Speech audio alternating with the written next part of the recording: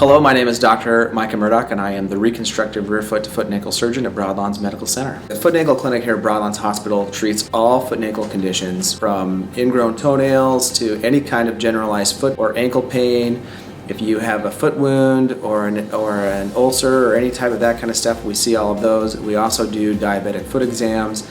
It is a full-service foot and ankle clinic. I work specifically in reconstructive foot and ankle surgery. Spend a lot of time working on the ankle, which is usually the prominent area of injury as well as deformity for a lot of foot and ankle things. So one of the unique things that we do here at Broadlawns that as far as I'm aware, is one of the only places in the state that's doing this, is that we do the 3D printed implants for any kind of ankle deformity, the most common being a 3D printed talus. It's very new, it's pretty exciting, and has worked out really well thus far. We've had good results. Well, anybody that has any kind of ankle arthritis, I would recommend that they call me if they've got degenerative joint disease or ankle arthritis and they're having pain inside their joint.